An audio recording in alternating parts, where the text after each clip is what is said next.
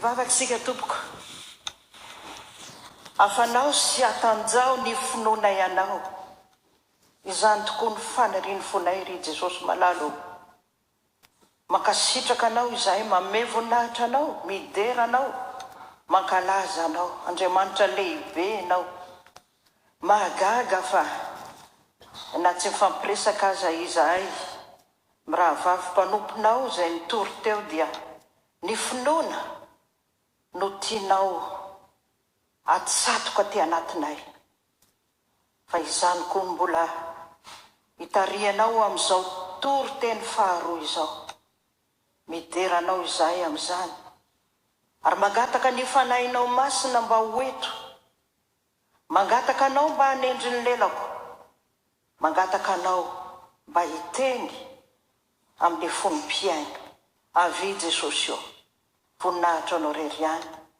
Amen. Chers frères et sœurs en Christ, c'est avec joie que je prends part à ce partage de la Bible. Et comme on m'a demandé de parler en français pour nos jeunes qui ne comprennent pas le français, donc je vais faire la prédication en français. Nous allons lire la parole de Dieu dans Jean chapitre 4, versets 46 à 53. Jean chapitre 4, versets 46 à 53. Au nom de Jésus. Jésus retourna donc à Cana en Galilée où il avait changé l'eau en vin. Il avait à Capernaum un officier du roi dont le fils était malade. Ayant appris que Jésus était venu de Judée en Galilée, il alla vers lui et le pria de descendre et de guérir son fils qui était près de mourir. Jésus lui dit, « Si vous ne voyez des miracles et des prodiges, vous ne croyez point. » L'officier du roi lui dit, « Seigneur, descends avant que mon enfant meure. » Va, lui dit Jésus, « Ton fils vit. » Et cet homme crut à la parole que Jésus lui avait dite, et il s'en alla. Comme déjà il descendait, ses serviteurs, venant à sa rencontre, lui apportèrent cette nouvelle. « Ton enfant vit. » Il leur demanda à quelle heure il s'était trouvé mieux, et ils lui dirent, « Hier, à la 7e heure, la fièvre l'a quitté. » Le père reconnut que c'était à cette heure-là que Jésus lui avait dit, « Ton fils vit. » Et il crut, lui et toute sa maison. Amen. Père céleste, sanctifie-nous par ta vérité, ta parole est la vérité. Si on peut donner un titre dans ce texte, moi je dirais « Approche-toi de Jésus et tu seras guéri. » Approche-toi de Jésus et tu seras guéri. Ici, c'est un officier de roi qui s'approche de Jésus. Est-ce qu'il était malade? Non, c'est son fils qui était malade. Mais on peut imaginer sa souffrance morale, sa souffrance psychologique, parce que son fils était près de mourir. Moi, j'ai déjà perdu un enfant, un fils, et je vous assure que c'est très douloureux. Et je comprends l'angoisse qu'il a eue, cet officier de roi. Et c'est un officier du roi, c'est-à-dire qu'il a un niveau de vie élevé, mais il y a un mais là-dedans. C'est pour nous dire qu'on n'est jamais suffisant. Il y a toujours une faille dans notre vie. Il y a toujours quelque chose qui ne va pas. Parce que c'est ainsi que nous allons chercher Jésus. Même si tu as l'argent, même si tu as la fortune, si ça ne va pas à la maison, s'il y a une dispute dans ton foyer, ça ne marche pas. Et ici, c'est ce qui s'est passé. Toi aussi, peut-être, tu n'es pas malade physiquement, mais peut-être que tu souffres moralement. Peut-être qu'il y a quelque chose qui t'attriste dans ton cœur. C'est une leçon que cet officier du roi nous donne. Approche-toi de Jésus. Et cet officier, peut-être qu'il a cherché partout. Il a peut-être cherché des médecins pour guérir son fils avant de venir voir Jésus.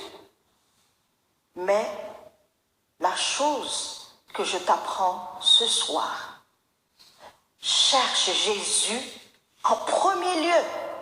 Ne dis pas que Jésus est ton dernier recours, mais dis qu'il est ton seul secours. Va vers lui. Et cet officier du roi nous apprend aussi une chose. Quand ça ne marche pas, on va voir Jésus.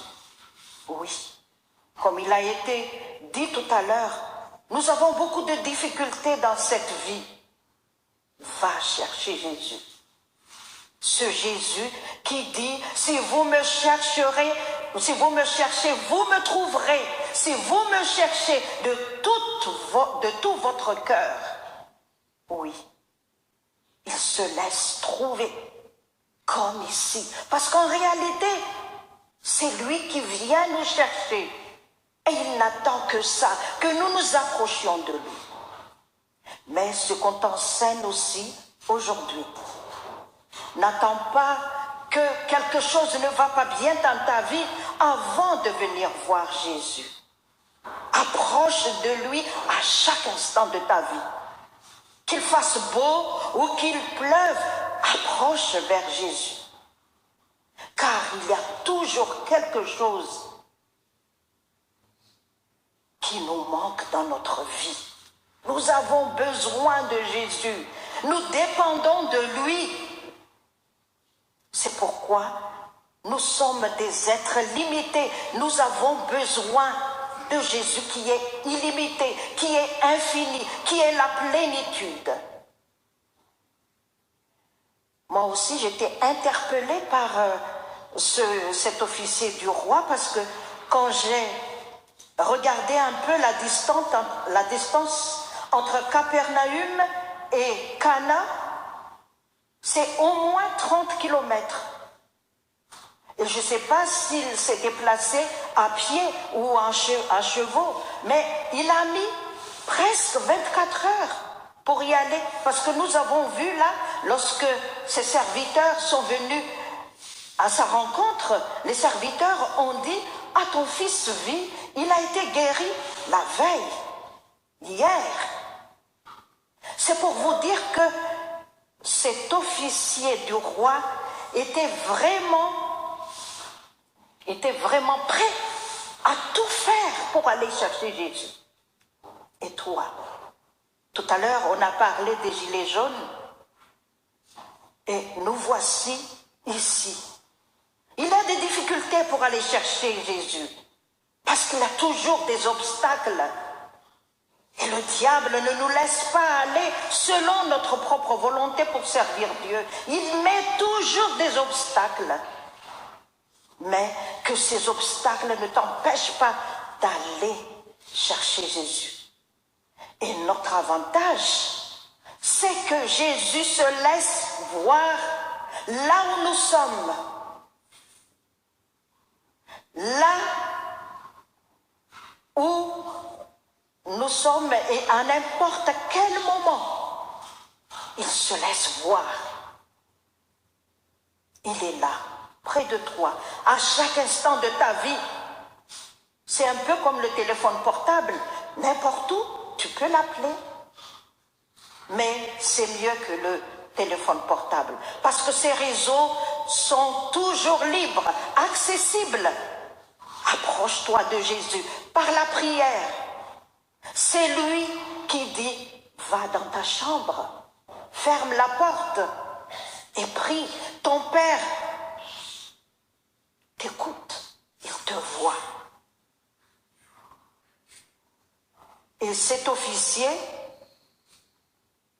lorsqu'il est allé voir Jésus, il lui a demandé de venir avec lui pour guérir son fils. Et moi, j'ai été surprise par la réponse de Jésus. Jésus qui dit, vraiment d'un ton de reproche, d'un ton assez sévère, il dit, si vous ne voyez des miracles et des prodiges, vous ne croyez point. Cet homme, cet officier, est venu voir Jésus. Et voilà la réponse de Jésus. Il ne l'a pas reçu à bras ouverts. Si vous ne voyez des miracles et des prodiges, vous ne croyez point. Et je me suis demandé, mais pourquoi Jésus parle d'une telle manière? La première réponse, c'est que Jésus est entouré de beaucoup de monde. Et surtout des Galiléens, des gens de sa patrie. Et Jésus même qui a dit que le prophète n'est pas honoré dans sa propre patrie. Ici, Jésus était assez bien reçu par les Galiléens parce que les Galiléens avaient vu ce qu'il avait fait à Jérusalem. Mais pourquoi Jésus parle d'un ton si sévère? Parce que les Juifs, ils ont tendance à chercher Jésus pour qu'il fasse des miracles. Et nous avons appris tout à l'heure que la foi, c'est quelque chose d'invisible. Nous répétons encore dans Hébreux 11, verset 1, « Or, la foi est une ferme assurance des choses qu'on espère. C'est la démonstration des choses qu'on ne voit pas. Voilà la foi. » Et ce qui entoure Jésus. Et même cet officier du roi, ils veulent voir comme Thomas avant de croire. Ils ne veulent pas croire, ils ne veulent pas voir l'invisible. Et c'est pourquoi Jésus parle d'un ton sévère. Jésus reprend. Parce que Jésus même a dit aux Juifs, vous me cherchez, non pas parce que vous avez vu des miracles, mais parce que vous avez mangé du pain. Vous êtes rassasiés. Et voilà, vous me cherchez pour ça, pour des intérêts. Et à l'heure actuelle, combien de sectes essaient de faire venir des gens à l'église en leur promettant que venez vers nous, parce que lorsque vous priez chez nous, vous allez avoir de bonnes choses, vous allez être riche, vous recevrez ceci et cela. Voilà. Des miracles, des prodiges, non pas pour la foi. Ici, Jésus a reçu quand même cet officier du roi. Il ne l'a pas repoussé, mais il le reprend. Pourquoi? Parce que cet officier du roi avait de la foi quand il s'approche de Jésus. C'est une marque de foi. Et Jésus ne repousse pas. Mais Jésus, c'est celui qui fait naître notre foi. Et c'est celui qui perfectionne notre foi. C'est dans Hébreux 12 que nous lisons ça. Et là, Jésus veut en fait perfectionner la foi de cet officier. Parce que cet officier avait de la foi, comme je l'ai dit tout à l'heure, mais sa foi n'était pas vraiment affermie. Pourquoi? Parce que il délimite la puissance de Jésus. Il dit, viens Jésus, viens, descends avec moi, parce que mon enfant va mourir. Viens, parce que si tu es là avant qu'il ne meure, tu peux faire quelque chose. Ça veut dire, si tu n'es pas là et qu'il meurt déjà, tu ne pourras rien faire. Voilà, il délimite la puissance de Jésus. Là, nous voyons une faille dans sa foi. Et toi aussi, ne délimite pas la puissance de Jésus. Combien de fois nous nous disons, oui, je sais que Jésus, il peut faire ça, mais pas ça. C'est impossible pour lui de faire ça. Et à cause de notre manque de foi, effectivement, il ne peut rien faire. Mais nous avons un Dieu de l'impossible, comme il a été dit tout à l'heure. Même Abraham, qui avait 100 ans, et que sa femme était déjà à la ménopause, ils ont eu un enfant. Rien n'est impossible à Dieu. Mais ne limitons pas la puissance de notre Dieu. Il est omnipotent, c'est-à-dire qu'il a toute puissance. Il est omniprésent, nous verrons tout à l'heure comment. Il est omniscient, il a toute la faculté, toute la capacité. Croyons en sa puissance. Et l'autre faille, c'est que cet officier du roi, il fait la prescription lui-même. Il fait l'ordonnance comme un malade qui fait la prescription. Il vient voir le médecin en disant « Hé, fais-moi une ordonnance, docteur. Prescris-moi de Doliprane, prescris-moi de Clamoxyl. » Voilà, c'est ce qu'il fait ici. Viens Jésus, descends avec moi et tu vas guérir mon fils. Et cette histoire me rappelle de l'histoire de Naaman qui était lépreux. Et lorsque Élisée lui a dit, va, lave-toi dans l'eau du Jourdain, 7 fois, plonge-toi dans l'eau du Jourdain, 7 fois, ta peau sera saine, tu deviendras pur. Naaman fut irrité. Nous voyons cette histoire dans 2 Rois chapitre 5. Naaman fut irrité et Naaman disait, oh, moi j'ai cru que Élisée va sortir, qu'il va se présenter à moi, qu'il va invoquer son Dieu, qu'il va agiter sa main et qu'il va me guérir. Mais pourquoi me dit-il d'aller plonger dans l'eau du Jourdain? C'est ça aussi notre problème. Lorsque nous prions, chers amis, évitons de donner la conduite à tenir à Jésus. Il est tout puissant, il sait ce qu'il va faire. Et ce n'est pas toujours la même chose. Tu te dis peut-être que, il a fait ceci à Jean, donc il va faire aussi comme ça à Jacques. Non. Il a toute puissance. Et c'est lui le médecin, pas toi. Donc, il y a une faille, des failles dans la foi de cet officier. Et c'est pourquoi Jésus l'a repris. Il a dit, cette génération, ce peuple, cet homme ne cherche que des miracles et des prodiges. Il ne va pas avec la foi. Et après ça, je crois que l'officier du roi a été visité. son cœur a été touché parce que sa foi a été affermie.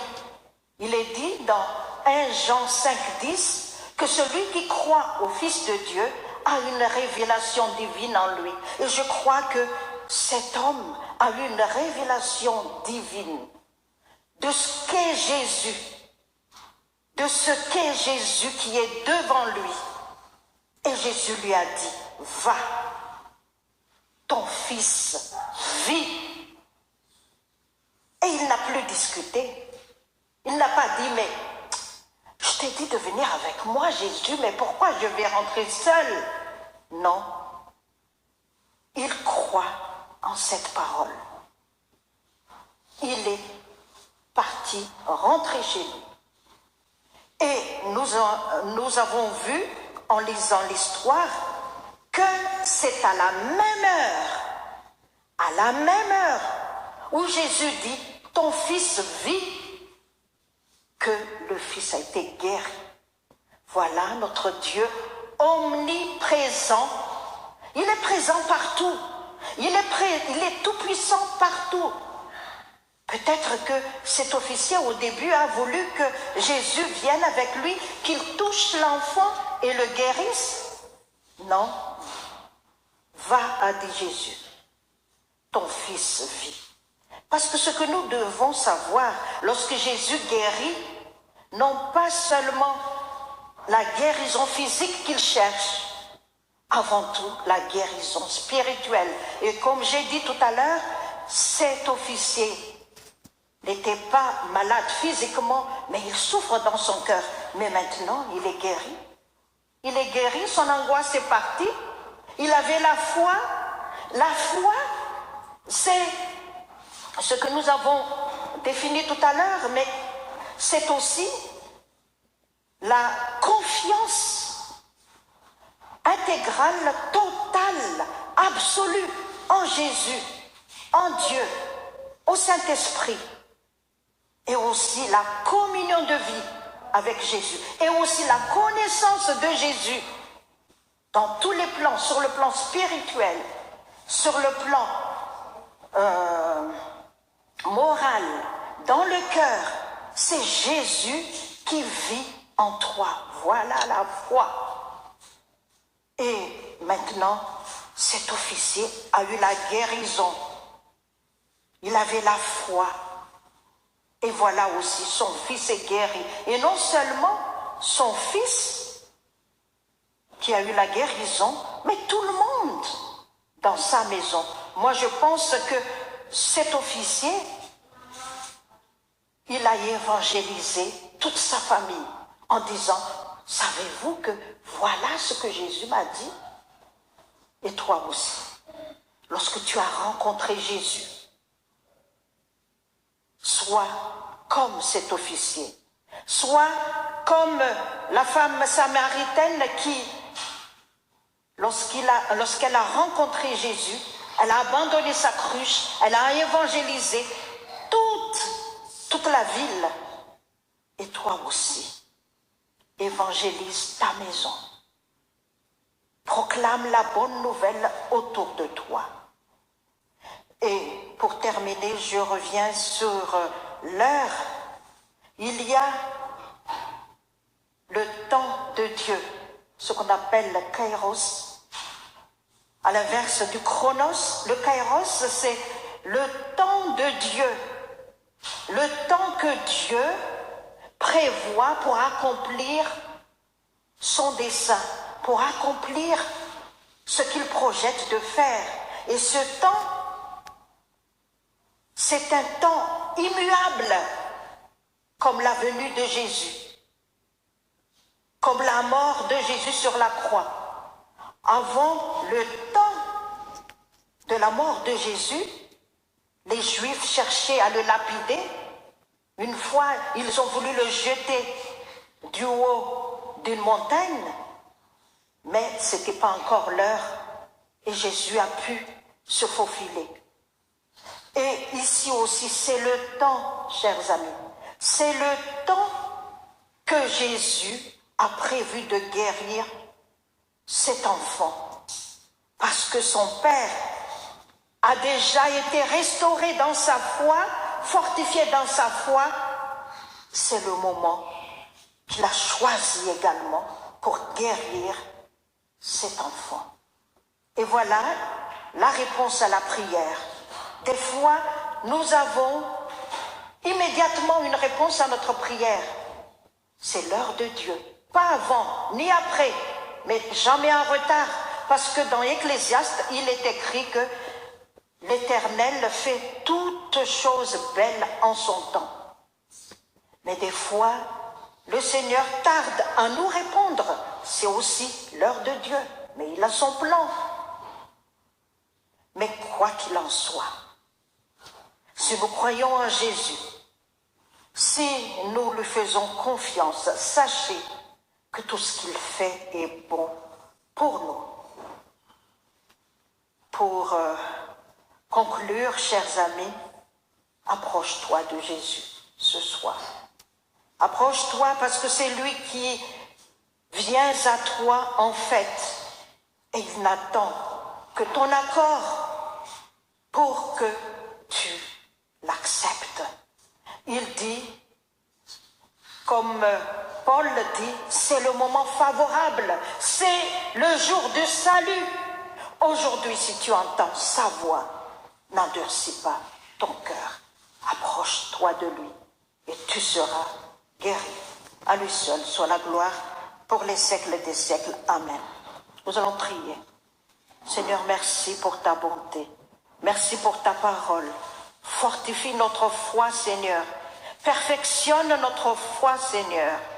Parce que même si nous avons une foi comme une graine de sénévé, tu as dit, nous pouvons transporter une montagne.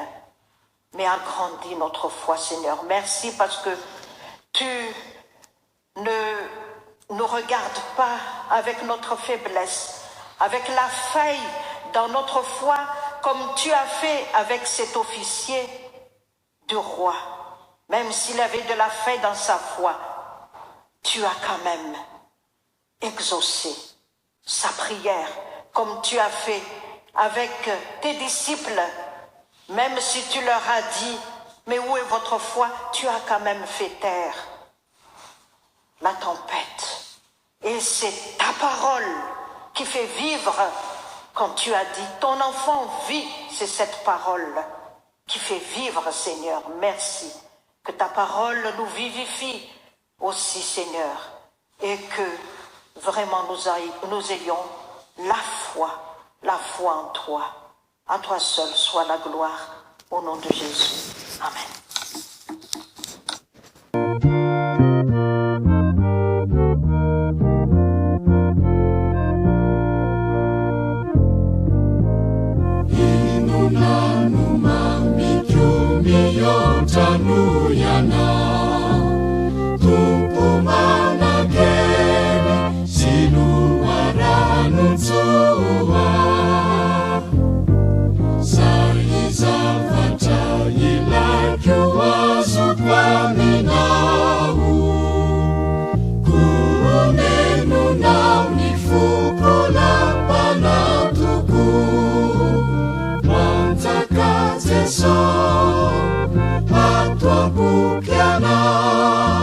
Saya